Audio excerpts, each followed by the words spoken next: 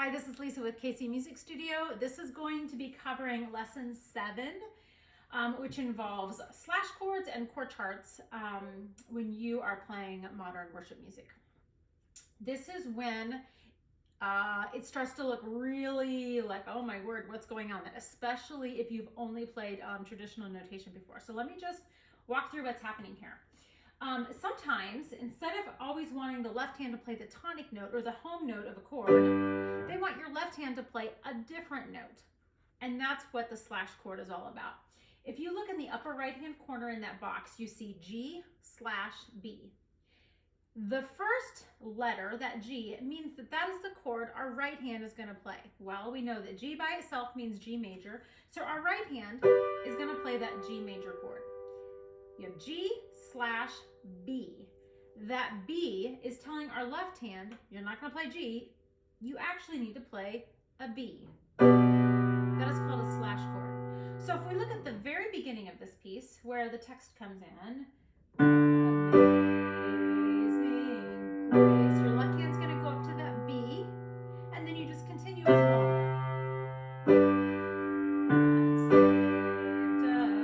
Now coming up here, we have a regular D chord like we've always had, but then if you look in that next measure, you have a D/C, or a D over C. That means your right hand, D by itself always means D major, is going to play a D major chord. Your left hand is going to play a C. So this is the D, this is the D over C, or that slash chord, and then you go to the G over B again. And that's what you have there. Okay? So that is the gist of slash chords. Now, the other thing we're introducing is chord charts.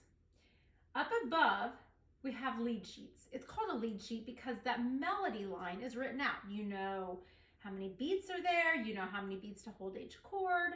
It is a melody that's written out.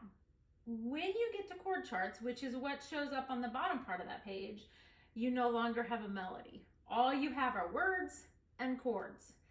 I'm going to tell you that if I was going to play this song using the lead sheet and this song using the chord chart, it is going to sound exactly the same. It doesn't change how it sounds. It just changed how it's notated, okay?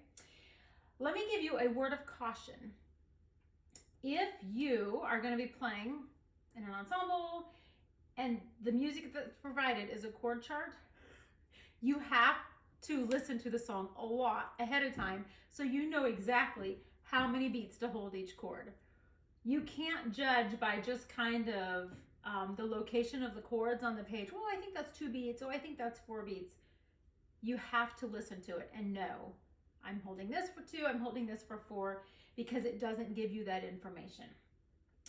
Now, sometimes I find chord charts super frustrating because I'm like, oh my word, I just want to know how many beats I'm holding these chords, right? I will also say though, with chord charts, most of the time, you can fit the whole song on one page. There's no page turns. It is very easy visually to keep track of where you need to go. Verse, chorus, bridge, whatever. It's all right there. So there's pros and cons for each method. I just wanted you to be aware of when you get to a chord chart, you're not going to play it any differently, okay, than you would a lead sheet.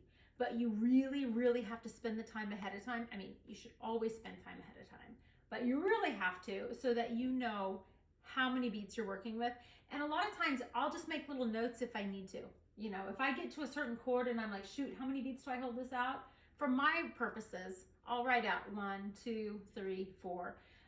Whatever you need to do so that when you get in that rehearsal situation, you know exactly what that needs to sound like. Okay, that sums up slash chords and chord charts. Thanks.